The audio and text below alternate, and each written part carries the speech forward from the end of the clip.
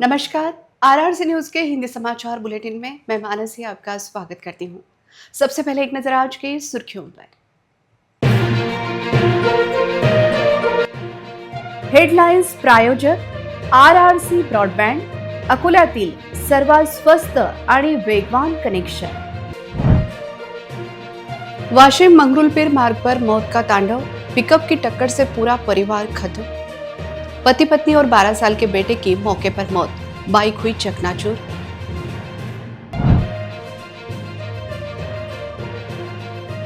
शहर तर से पानी को रास्ते पर बही गंगा, फूटी पाइपलाइन से पानी बर्बाद, तालाब बना काला चबूतरा।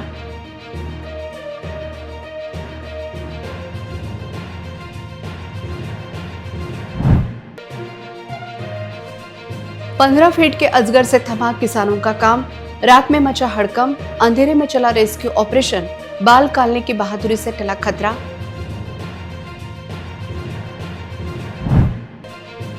अकोला में जनगणना 2027 की तैयारी शुरू, डिजिटल ट्रेनिंग से मैदान में उतरे प्रगणक। 8 केंद्रों पर 3 दिन का गहन प्रशिक्षण, मोबाइल से होगी पूरी गणना प्रक्रिया। खरीफ की तैयारी पर सख्त नजर, बीज खाद कीटनाशक की कमी नहीं होने देंगे, फर्जी बीज खाद बेचने वालों पर कड़ी कार्रवाई के निर्देश। अब समाचार विस्तार से। वाशिम से मंगरुलपीर जाने वाले मार्ग पर एक दर्दनाक सड़क हादसे ने पूरे इलाके को झकझोर कर रख दिया। तेज रफ्तार पिकअप वाहन ने सामने से आ रही मोटरसाइकिल को इतनी जोरदार टक्कर मारी कि एक ही परिवार के 3 लोगों की मौके पर ही मौत हो गई।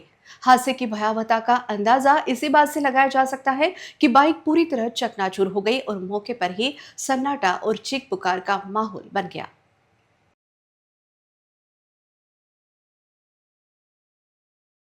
यह हादसा गुरुवार शाम पारडी टकमोर फाटे के पास हुआ, जब वारा जहांगीर निवासी संतोष लाभांडे उम्र 40, उनकी पत्नी कलावती बाई लाभांडे उम्र 35 और उनका 12 साल का बेटा ईश्वर लाभांडे मोटरसाइकिल से किसी रिश्तेदार के यहां से लौट रहे थे। तभी सामने से आ रही तेज रफ्तार पिकअप ने उन्हें जोरदार टक्कर मार दी। टक्कर इतनी भयानक थी कि तीनों को संभालने का मौका तक नहीं मिला और उनकी मौके पर ही मौत हो गई। हादसे के बाद पिकअप चालक घटनास्थल से फरार हो गया। एक ही परिवार के 3 सदस्यों की अचानक मौत से गांव और पूरे क्षेत्र में शोक की लहर फैल गई है। जिस घर में कुछ देर पहले तक हंसी थी, वहां अब सन्नाटा और मातम पसरा हुआ है, क्योंकि रफ्तार के एक पल ने किसी की पूरी दुनिया ही उजाड़ दी। अकोला के काला चबूतरा इलाके में चल रहे भूमिगत गटर प्रोजेक्ट ने अब नई मुसीबत खड़ी कर दी है। काम के दौरान पाइपलाइन फूटने से सड़क पर पानी की धारा बहने लगी है। हैरानी की बात यह है कि जहां शहर के कई हिस्से पानी के लिए तरस रहे हैं, वहीं यहां खुलेआम पानी की बर्बादी हो रही है और जिम्मेदार विभाग अब तक मूक दर्शक बना हुआ है। गटर लाइन के काम के दौरान हुई इस बड़ी लापरवाही ने पूरे इलाके को परेशान कर दिया है।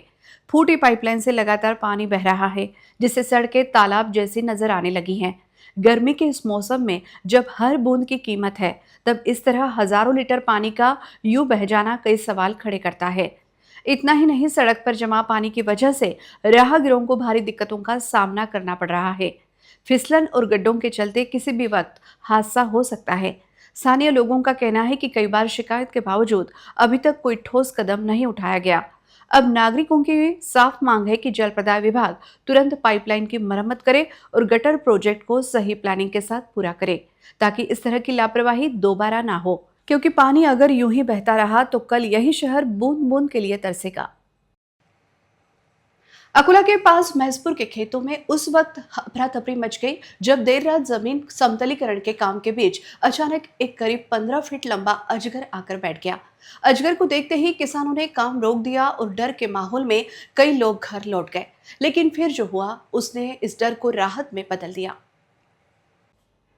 किसानों ने तुरंत सर्पमित्र और मानद वन्यजीव रक्षक बाल कालने को सूचना दी। हालात की गंभीरता समझते हुए वे वन विभाग की टीम के साथ मौके पर पहुंचे। टीम में वन रक्षक नितिन सावले, राम काकड़े, तुषार आवारे और वैद्यकीय सहायक प्रवीण पवार मौजूद थे, जिन्हें वनपाल गजानन गायकवाड़ के मार्गदर्शन में कार्रवाई करनी थी। इससे पहले टीम ने गोरेगांव इलाके में नाली में फंसी नीलगाय का सफल रेस्क्यू कर उसे उपचार के लिए सुरक्षित भेजा। इसके बाद टीम सीधे महेशपुर पहुंची, जहां अंधेरे, उबड़-खाबड़ जमीन और ढीली मिट्टी के बीच अजगर का रेस्क्यू करना बेहद चुनौतीपूर्ण था। टॉर्च की रोशनी में हर कदम पर जोखिम उठाते हुए बाल कालने ने खुद आगे बढ़कर अजगर को काबू में लिया, जिसमें तुषार आवारे ने अहम सहयोग किया। अंधेरे में अजगर के अधिक सक्रिय होने के बावजूद टीम ने सूझबूझ और अनुभव से पूरे ऑपरेशन को सफलतापूर्वक अंजाम दिया। खास बात यह है कि 79% दिव्यांग होने के बावजूद बाल कालने पिछले 30 सालों से वन्य जीवों की सेवा में जुटे हैं और अब तक 70 से ज्यादा अजगरों का सुरक्षित रेस्क्यू कर चुके हैं। मौके पर मौजूद किसान प्रकाश शेलके, महादेव मानकर, दत्ता मानकर, अमोल डेहनकर, राम शेलके, प्रणव निकोले और श्याम शेलके ने इस पूरी घटना को देखा और टीम की सराहना की। ग्रामीणों ने माना कि समय पर ऐसे प्रयासों से मानव वन्यजीव संघर्ष टल जाता है।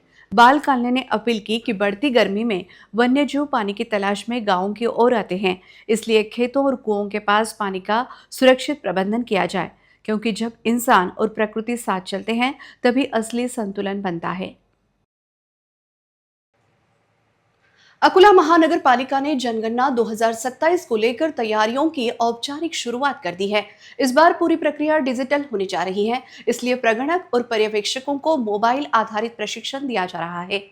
इस अभियान का उद्घाटन आयुक्त एवं प्रधान जनगणना अधिकारी डॉक्टर सुनील लहाने के हाथों किया गया, जहां उन्होंने साफ कहा कि यह सिर्फ गिनती नहीं, बल्कि देश के भविष्य की नींव है।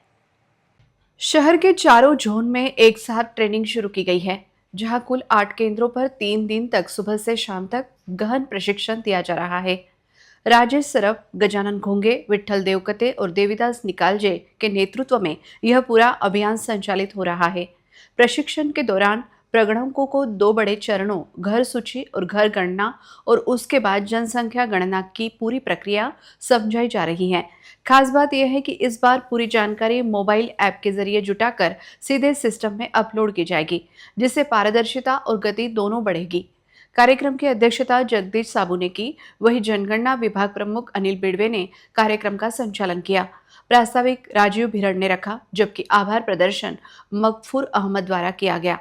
आयुक्त डॉक्टर लाहाने ने साफ कहा कि इस जनगणना के आंकड़ों पर ही भविष्य की योजनाएं और विकास का रोड मैप तय होगा, इसलिए हर जानकारी पूरी सटीकता और जिम्मेदारी के साथ जुटाई जानी चाहिए, क्योंकि गिनती अगर सही होगी तभी विकास की कहानी भी सही लिखी जाएगी।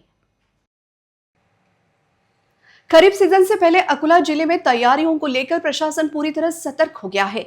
जिला कलेक्टर वर्षा मीणा ने साफ निर्देश दिए हैं कि किसानों को बीज, खाद और कीटनाशकों की कोई कमी नहीं होनी चाहिए। साथ ही फर्जी और घटिया सामग्री बेचने वालों पर सख्त कार्रवाई करने के भी आदेश दिए गए हैं। खरीफ पूर्व तैयारी की समीक्षा बैठक में जिला अधीक्षक कृषि अधिकारी डॉक्टर मुरली इंगले, कृषि उपसंचालक हरीश देशमुख और कृषि विकास अधिकारी जिला परिषद डॉक्टर तुषार जाधव सहित संबंधित अधिकारी मौजूद रहे।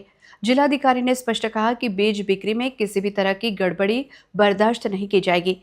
इसके लिए कृषि उड़नदस्ता दल सक्रिय रखने के निर्देश दिए गए हैं, ताकि गुणवत्ता और उपलब्धता दोनों पर नजर रखी जा सके। आंकड़ों पर नजर डालें तो पिछले वर्ष 2025 में जिले में खरीफ का क्षेत्रफल 4,31,884 हेक्टेयर था, जबकि इस वर्ष इसे बढ़ाकर 4,37,100 हेक्टेयर करने का प्रस्ताव है। आगामी सीजन के लिए 65,106 क्विंटल बीज की मांग अनुमानित की गई है। फसलवार देखें तो कपास का संभावित क्षेत्र 1,45,000 हेक्टेयर रहेगा, जिसके लिए बीटी कपास बीज की मांग करीब 7,25,000 पैकेट आकी गई है। वहीं सोयाबीन के लिए 1,07,482 क्विंटल बीज का नियोजन किया गया है। खाद की उपलब्धता की बात करें तो फिलहाल जिले में 41,905 मीट्रिक टन खाद का स्टॉक मौजूद है। जिलाधिकारी ने निर्देश दिए हैं कि जरूरत के अनुसार समय पर सभी इनपुट्स उपलब्ध कराए जाएं, ताकि किसानों को किसी भी तरह की परेशानी का सामना न करना पड़े, क्योंकि खेती की तैयारी जितनी मजबूत होगी। अकोला महानगर पालिका में इस बार सिर्फ समीक्षा नहीं, बल्कि सीधे एक्शन का मूड नजर आया। स्थायी समिति सभापति विजय अग्रवाल ने महापौर शारदा खेड़कर, आयुक्त डॉक्टर सुनील लाहाने, उपमहापौर अमूल गोगे और सभागृह नेता पवन महली की मौजूदगी में 2 दिन तक लगातार बैठक लेकर शहर के हर विभाग की परतें खोल दी। साफ संदेश दिया गया, अब फाइल नहीं, जमीन पर काम दिखना चाहिए। इस बैठक में मलेरिया से लेकर फायर ब्रिगेड, पानी सप्लाई से लेकर अतिक्रमण और शिक्षा से लेकर विधि विभाग तक हर विभाग को टारगेट देकर जिम्मेदारी तय की गई। मलेरिया नियंत्रण के लिए हर प्रभाग में नियमित फॉगिंग, डॉबकी रोड के अटके काम को तुरंत पूरा करने, अतिक्रमण हटाने और विभागों के बीच तालमेल सुधारने के सख्त निर्देश दिए गए। सफाई व्यवस्था सुधारने के लिए हर प्रभाग में हेल्थ इंस्पेक्टर की नियुक्ति, कचरा गाड़ियों के लिए नई निविदा और शहर के बड़े नालों की माप का आदेश दिया गया। वहीं पानी की समस्या को देखते हुए अवैध कनेक्शन जांच, जल कुंभों की सफाई, बंद बोरवेल रिबोर और नागरिकों को मोबाइल से पानी सप्लाई की जानकारी देने जैसी योजनाएं लागू करने को कहा गया। फायर सेफ्टी को लेकर भी बड़ा फैसला, शहर में हाइड्रेंट पॉइंट तैयार करना, छोटी गलियों के लिए छोटे फायर टेंडर खरीदना और कर्मचारियों के बीमा व संसाधनों की व्यवस्था करना तय किया गया। अतिक्रमण, अवैध निर्माण और बिना लाइसेंस चल रहे प्रतिष्ठानों पर सख्त कार्रवाई के निर्देश दिए गए। शिक्षा विभाग को छात्रों के लिए पोषण आहार, मुफ्त सामग्री, हेल्थ चेकअप और शिक्षकों के प्रशिक्षण पर ध्यान देने को कहा गया।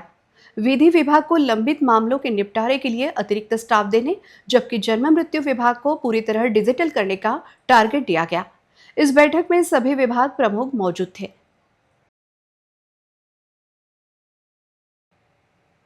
अकोला के डॉक्टर पंजाबराव देशमुख कृषि विश्वविद्यालय में एक गंभीर शिकायत ने पूरे परिसर में हलचल मचा दी है।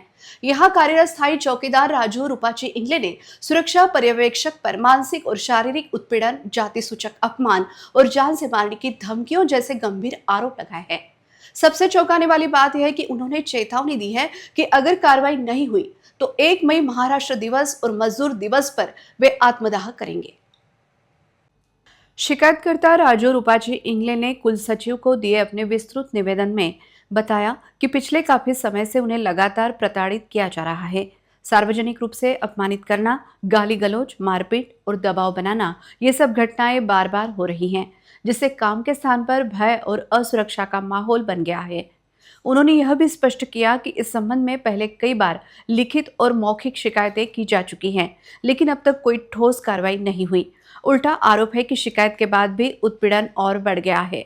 इस पूरे मामले ने विश्वविद्यालय प्रशासन की कार्यप्रणाली पर गंभीर सवाल खड़े कर दिए हैं। शिकायतकर्ता ने निष्पक्ष और तत्काल जांच की मांग करते हुए दोषियों पर सख्त कार्रवाई की मांग की है। अब सबसे बड़ा सवाल यही है, क्या प्रशासन समय रहते न्याय देगा या फिर एक कर्मचारी को अपनी जान देकर सिस्टम को जगाना पड़ेगा? क्योंकि जब न्याय देर से मिलता है तो आक्रोश आग बन जाता है। मी डॉक्टर पंजाबराव देशमुख कृषी विद्यापीठ इथं स्थायी चौकीदार म्हणून काम करतो आणि श्री आमचे पर्यवेक्षक नंदू चाराटे हे मला जाणून बुजून तकलीफ देत आहेत।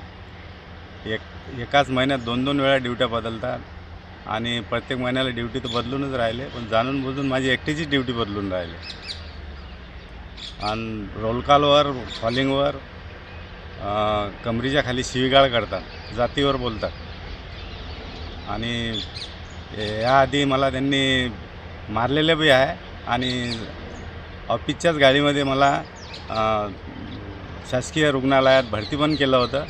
त्याच्यानंतर मी त्यांची कंप्लेंटसुद्धा केली, पण त्या कंप्लेंटवर काहीही विचार केला गेलेला नाही आहे। मलाच नाही पण अशा कितीक चौकीदारांना त्यांना मारलेलं आहे आणि वरून धमकी देतात की माझी जर कंप्लेंट करसान तर मग मी तुम्हाला ड्युटीहून बंद करीन। त्या कारणानं मी त्याच्या त्रासाला कंटाळलेलो आहे, कारण की चौकशी होत नाही। म्हणून मी 1 मे 2026 रोजी आत्मदहनाचा इशारा दिलेला आहे। आता त्यामध्ये काय चौकशी होते आता आपल्याला तर काही माहीत नाही। आता काय करतात वरिष्ठ अधिकारी ते आता पाहू काय होते।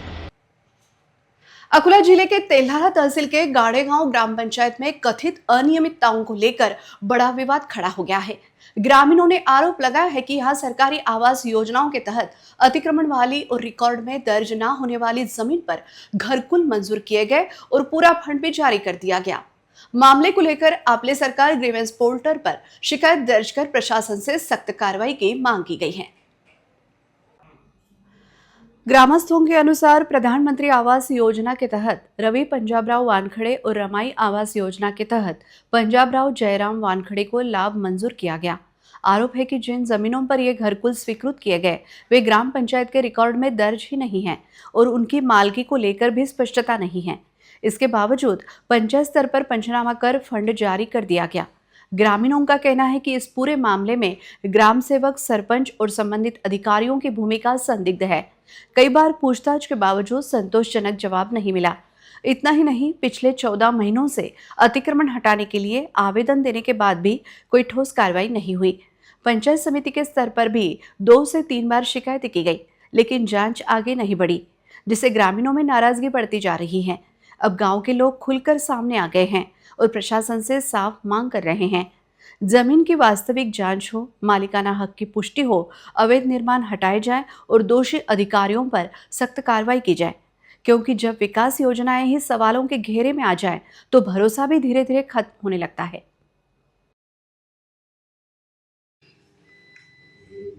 तुम्ही घरकुल मंजूर करून दिल्यानंतर जागेत मॅडम घरासमोर आता संडासचं पाणी घराच्या समोर झालं वाशिंग करायची मॅडम सांगा तुम्ही. हा मॅडम त्या मॅडमला विचारते, मॅडमच्या सह्यात पंचनाम्यावर. मॅडम मॅडम मी तुमच्यासोबत बोलत आहे. तुम्ही रिसर्च सकाळी मी आता त्याची शाळेच्या वर किंवा काय करायचं मॅडम 12 महिने बोलू नका तुम्ही आता इथं हा. आता इथं बोलू नका 12 महिने झाले ना मॅडम, तुम्ही काय काय सरकारला किती दिवस चालवेल आता मॅडम अकोला में एक बड़े प्रशासनिक पद पर बैठे अधिकारी पर गंभीर आरोपों ने हलचल मचा दी है। प्रमोद गायकवाड़ पर स्टोन क्रशर कारोबारियों से हर महीने रकम मांगने का आरोप लगा है। इस मामले में एमआईडीसी पुलिस थाने में केस दर्ज होने के बाद अदालत ने उनका अग्रिम जमानत आदेश खारिज कर दिया है, जिससे मामले की गंभीरता और बढ़ गई है। स्टोन क्रशर एसोसिएशन के सदस्य विवेक बिजवे ने 13 अप्रैल 2026 को एमआईडीसी पुलिस थाने में शिकायत दर्ज कराई। आरोप है कि अतिरिक्त जिलाधिकारी प्रमोद गायकवाड़ ने एसोसिएशन के हर सदस्य से प्रति माह 15,000 रुपए की मांग की। शिकायत के मुताबिक 19 मार्च 2026 को फोन पर धमकी दी गई कि पैसे नहीं दिए तो स्टोन क्रशर का काम अवैध घोषित कर बंद करा दिया जाएगा। आरोप यह भी है कि उसी दिन शिकायतकर्ता ने उनके निवास पर जाकर 15,000 रुपए नकद दिए। इसके बाद भी अन्य सदस्यों ने पैसे नहीं दिए तो नायब तहसीलदार के जरिए कुछ जगहों पर मापतोल और जांच कार्रवाई की गई। 1 अप्रैल को फिर से फोन कर गंभीर परिणाम भुगतने की चेतावनी देने का आरोप भी सामने आया है। अदालत में सरकारी पक्ष ने इसे गंभीर अपराध बताते हुए कस्टडी की जरूरत बताई, जबकि बचाव पक्ष ने आरोपों को निराधार कहा। हालांकि अदालत ने आरोपों की गंभीरता को देखते हुए अग्रिम जमानत खारिज कर दी और अब मामले की जांच जारी है। सवाल अब साफ है, क्या सिस्टम के अंदर ही सिस्टम को कमजोर किया जा रहा है? अमरावती के मारडी रोड स्थित राजुरा नाका पर एक युवक खुलेआम घातक हथियारों के साथ दहशत फैलाते हुए नजर आया। आरोपी मोटरसाइकिल की सीट में चाकू फंसाकर घूम रहा था और माहौल बिगाड़ने की कोशिश कर रहा था। सूचना मिलते ही क्राइम ब्रांच की टीम हरकत में आई और तुरंत कार्रवाई करते हुए उसे पकड़ लिया।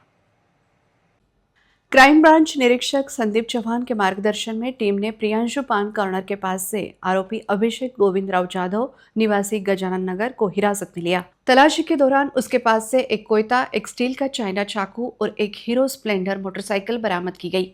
पुलिस ने आरोपी के खिलाफ फ्रेजरपुरा पुलिस स्टेशन में आर्म्स एक्ट के तहत मामला दर्ज कर लिया है और आगे की जांच जारी है। आजकल जिस तरह कुछ युवा गलत राह पर भटकते नजर आ रहे हैं, यह घटना उसी चिंता को और गहरा करती है। छोटी उम्र में ऐसे खतरनाक हथियारों के साथ घूमना सिर्फ कानून तोड़ना नहीं, बल्कि समाज की सुरक्षा के लिए भी बड़ा खतरा बनता जा रहा है, क्योंकि अगर समय रहते लगाम नहीं लगी तो यही लापरवाही कल बड़ी वारदात बन सकती है। अकोला महानगर पालिका ने शहर में स्वच्छता और प्रतिबंधित प्लास्टिक के खिलाफ सख्त अभियान छेड़ दिया है। मनपा आयुक्त डॉक्टर सुनील लहानी के निर्देश पर स्वच्छता विभाग ने शहर के अलग अलग हिस्सों में जांच अभियान चलाया, जिसमें नियम तोड़ने वाले कई व्यवसायियों पर कार्रवाई की गई। उपायुक्त विजय पारतवार के मार्गदर्शन में चारों जोन में एक साथ जांच की गई। इस दौरान कई दुकानों में प्रतिबंधित प्लास्टिक का इस्तेमाल और स्टॉक पाया गया। वहीं कुछ स्थानों पर गंदगी फैलाते हुए भी व्यवसायी पकड़े गए। मनपा की टीम ने मौके पर ही सख्त कार्रवाई करते हुए कुल 36,000 रुपए का जुर्माना वसूला।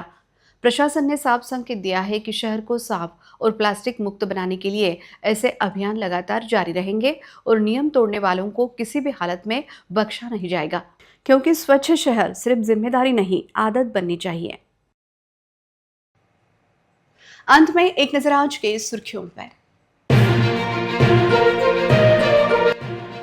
हेडलाईन्स प्रायोजक RRC ब्रॉडबँड, अकोल्यातील सर्वात स्वस्त आणि वेगवान कनेक्शन। वाशिम मंगरुलपीर मार्ग पर मौत का तांडव, पिकअप की टक्कर से पूरा परिवार खत्म। पति पत्नी और 12 साल के बेटे की मौके पर मौत, बाइक हुई चकनाचूर।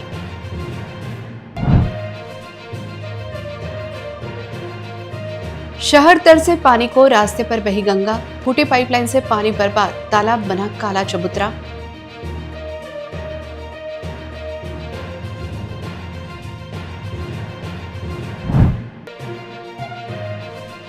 पंद्रह फीट के अजगर से थमा किसानों का काम, रात में मचा हड़कंप, अंधेरे में चला रेस्क्यू ऑपरेशन, बाल काटने की बहादुरी से टला खतरा।